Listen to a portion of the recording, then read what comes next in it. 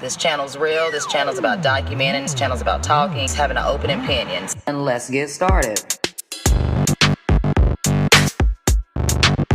Say whoa, say whoa. Say whoa.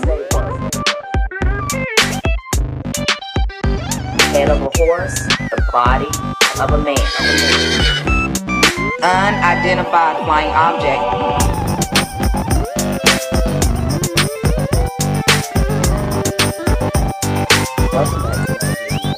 Welcome back to another video. What's up, guys? It's me, Do Not Obey, and let's get into another video. Now, I'm actually baffled. I never really thought of this because we got some snow, and it was snow that I haven't really seen, to me, since in this area since the 80s and 90s. I started doing some research, and I came upon some videos that are talking about how winter is not real. I remember doing a video that I refound again showing that the map of Antarctica didn't even have ice on it, and I forgot about that before Australia was even discovered.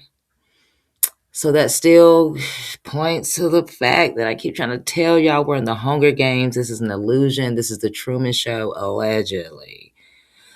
But I put some videos together, and I want you guys just to sit back, watch them, and just really think. And then please, if you have any comments, like, leave them. You know, this is an open channel.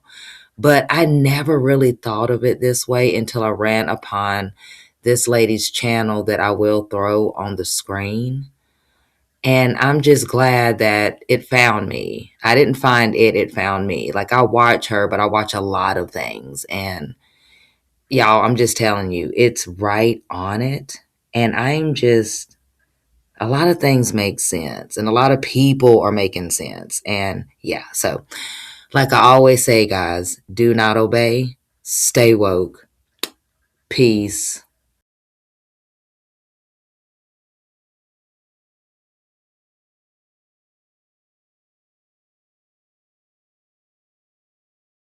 I'm gonna fuck y'all up with some shit on this one.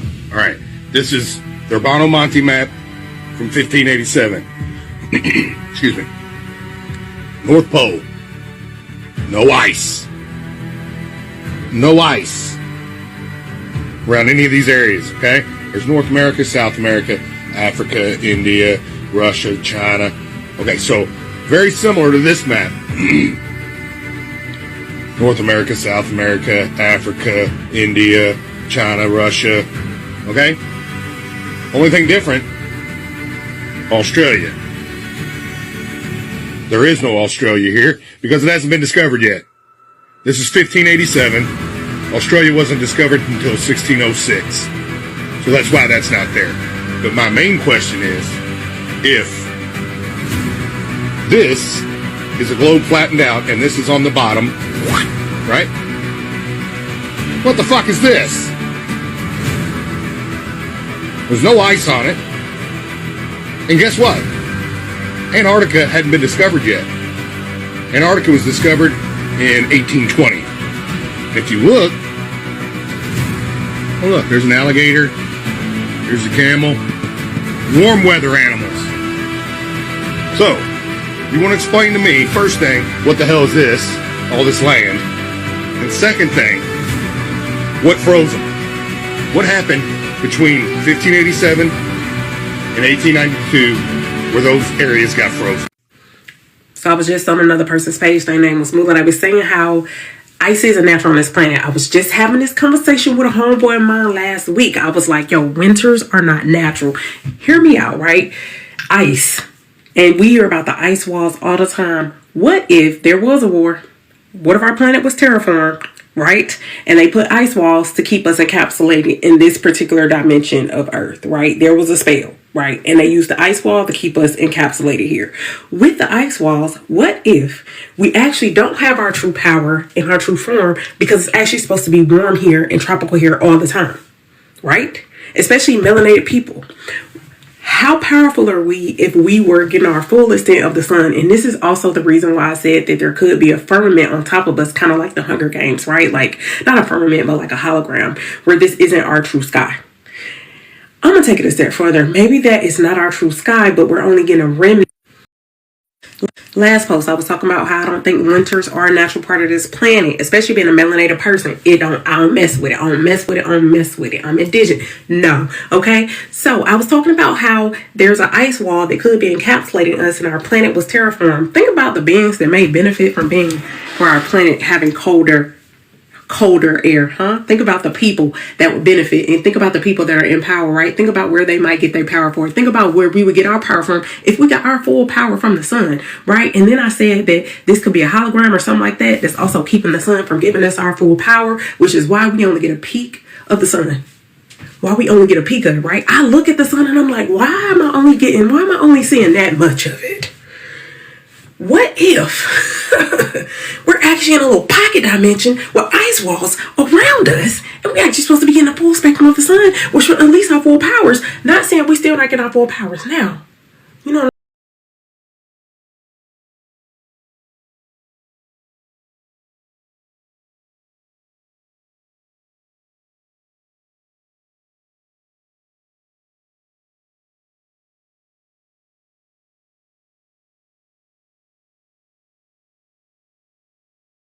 Monday, my son wore shorts to school, and today, snow. Welcome to Ohio, where Monday, my son wore shorts to school, and today, snow. Today is Tuesday, January 6th, and millions of you are currently living through a massive atmospheric lie.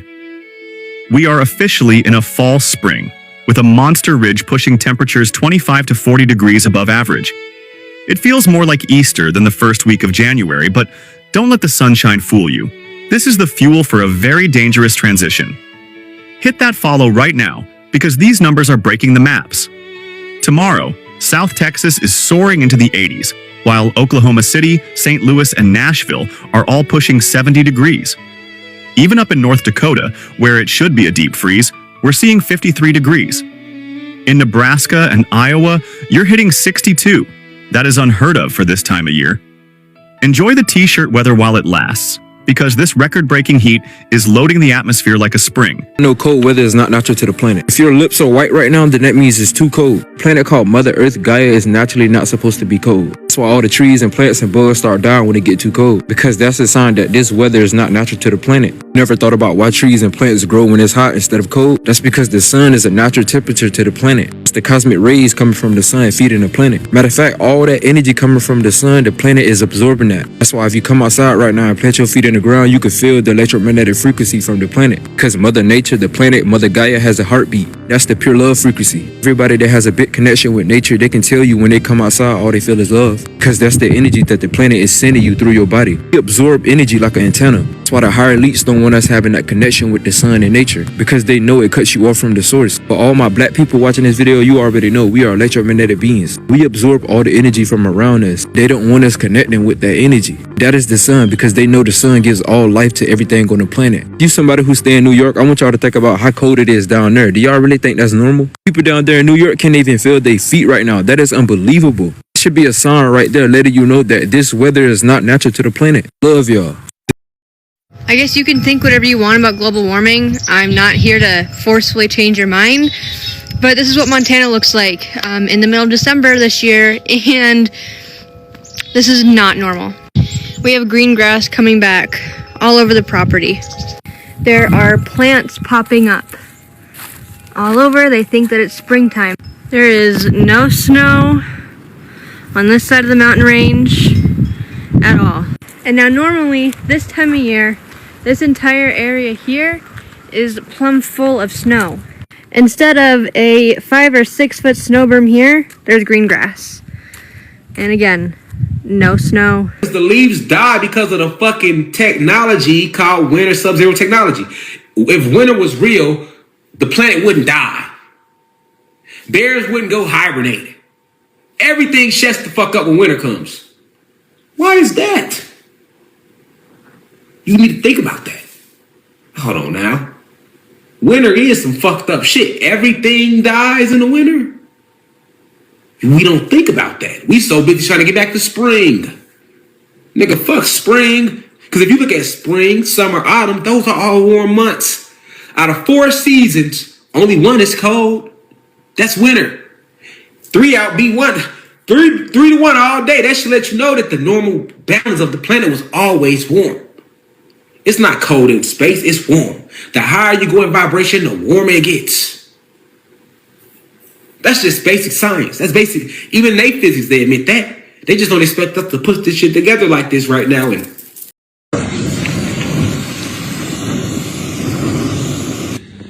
all right, get right over here, son. I'll show them what we did right there.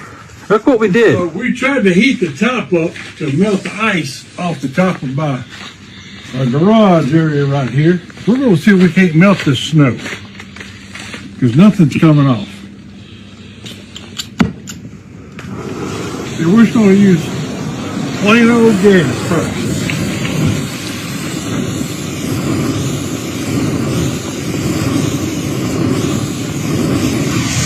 That's crazy. Thursday, February the 5th, that is the 28th time this winter season, going back to the summer, the first that we've hit 60 degrees or above in Denver, and that is now the second most winter days on record with a 60-degree reading in Denver, Colorado. Now, it is worth noting that 60-degree days are a regular part of a winter season for us here in Denver. We've had them going back hundreds, thousands of years. What is unusual is the consistency of these 60-degree days, right? In December, we had 18 days at or above 60. We had another 9 last month, and here in February, we've had another couple more of those. And we're going to kick off a series of 60-degree days on this Thursday, February the 5th. We're going to have 5 consecutive days at or above 60. That'll push us to 32 days this winter season at or above 60, which is really, really unusual.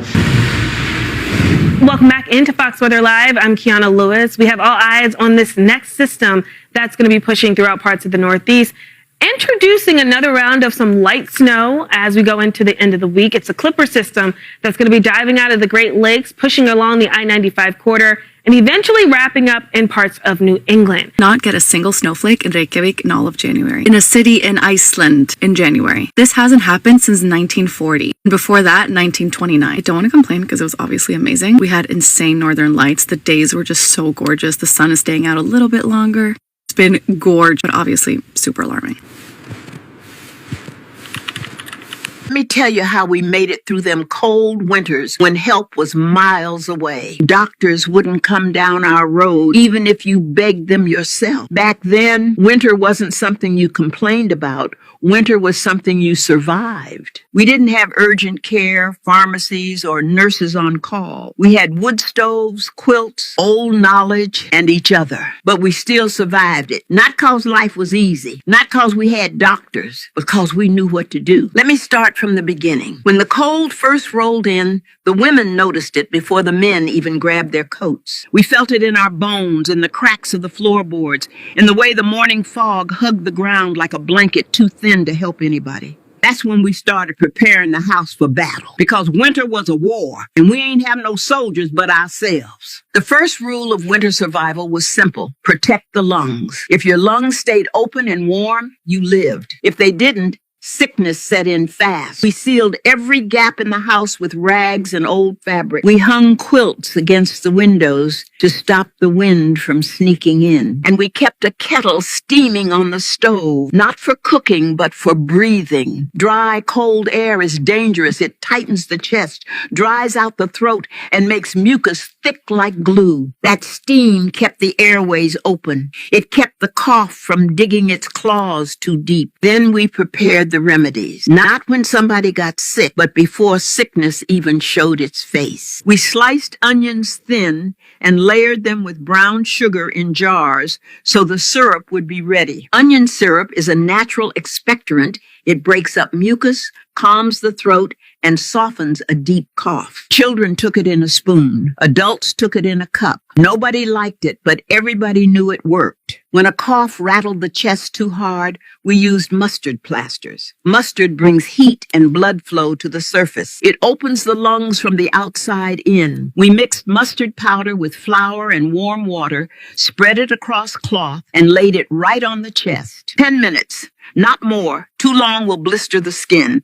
But done right, it loosened mucus better than anything you could buy today. For fevers, we treated them steady and slow. We never tried to shock the body. We dipped cloth in vinegar and wrapped it around the ankles and wrists. Vinegar cools by evaporation, not by force, so the fever drops without hurting the nervous system. If the fever was stubborn, we added peppermint tea. Peppermint opens pores, helps the body sweat, and supports natural cooling. You see, fever ain't the enemy. Fever is the body fighting. The danger is when the body gets too dry to keep fighting. So we pushed warm fluids all day: broth, lemon water, peppermint tea, weak ginger tea. Hydration was the real medicine, even if we didn't have a name for it. Now, if a cough turned wet and deep, the kind where you hear it before you see it, we brought out mullein tea. Mullein coats the lungs, calms spasms, and softens mucus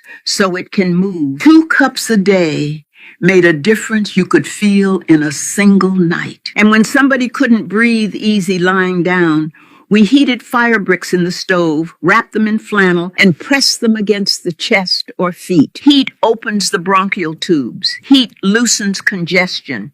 Heat gives the lungs room to move. We also use garlic, crushed, steeped in warm water, mixed with honey if we had it. Garlic fights infection, thins mucus, and warms the body from the inside out. A teaspoon every few hours kept things from turning dangerous. To keep circulation strong, because circulation slows in the cold, we use ginger and cayenne. Ginger warms the blood. Cayenne increases blood flow to the skin and lungs. Together, they kept the immune system awake, alert, and ready. But survival wasn't just herbs. Survival was also food. When someone got sick, nobody gave them heavy meals. That drains energy from the immune system. We gave broth, slow simmered broth rich with minerals, bones, onions, scraps of carrot or celery if they hadn't gone old. If we had collards or turnips, that pot liquor was medicine on its own. Pot liquor holds every nutrient that leaves the greens: iron, magnesium, potassium, copper, calcium. A warm cup steadied the body and kept strength up. But if you're in Oklahoma City, local where I'm at, it's... Y'all understand. It is December 23rd, and look at this weather. It's not summertime. It's not spring. It's winter. It's supposed to be snowing. There's supposed to be ice. Why the hell is it 80 degrees almost in winter? Is the world about to end? Are we about to get some type of miracle or breakthrough or deliverance from some type of something? But I feel like I'm about to be sick in a week. It says 46. What the fuck? The first snowstorm I have witnessed where the sun will be out and the snow will not melt. Yeah, it's cold, but it's been plenty of cold days where it's been snow out on the earth. There's been plenty of snowstorms that passed previously where there's been snow on the earth, frigid cold weather, but the sun be out and the sun will actually melt the snow. You will see some melt spots, some puddles around lingering. But nah, not with this last snowstorm. No ice has melted, and it's been over 8 days, about a week now. All you just see is plow trucks coming in and stacking this bull crap on top of each other, just so that the earth won't heat up. And now the story across the South is the unseasonable surge in warm temperatures. You've felt it. We continue to feel it. Spots from Nebraska all the way across the southern plains dealing with some warmer weather and this big ridge of high pressure taking hold, really, and not letting go at all. Starts to expand, moves to the east. The eastern seaboard will feel it, even across places like New York. It won't make it all the way into New England, but most of the eastern seaboard will feel it. You'll notice the shift, Britta. Also, you're going to notice more in the way of maybe a little more moisture as well, so that will feel a little bit warmer for South Texas. Now, for today, though, we do have some gusty winds that will give us maybe some fire concerns for the panhandle of Texas. It is very warm. It is very dry. You ever think the media might be full of shit? Both on TV and on the internet? Let's talk about the snowstorm that's coming. More specifically, the state of fear and panic that I see them trying to put us into and keep us in. We've had this happen before, this type of storm. The 1996, the year 2000, the year 2002. And we were all fine. We survived. We thrived. I remember playing outside for most of the days during those years. We all know the media lies. So what if, number one, it's not going to be as bad as they say, and number two, it's not going to have the serious consequences. What is going on right now? I should say southern Utah to be specific.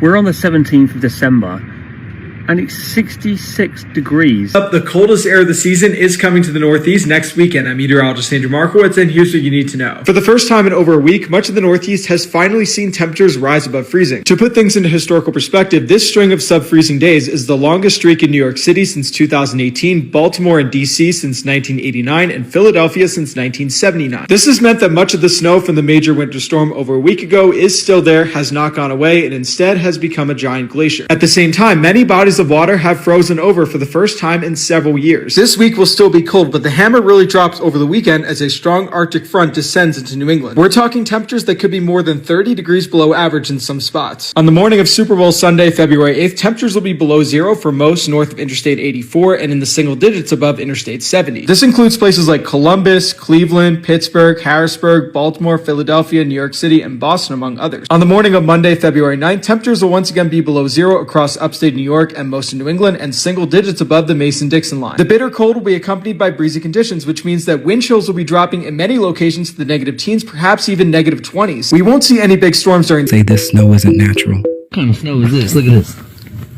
What the fuck? Look at that. What's going on? The flakes weren't soft or round. They were sharp, thin, and unnatural. Right here is some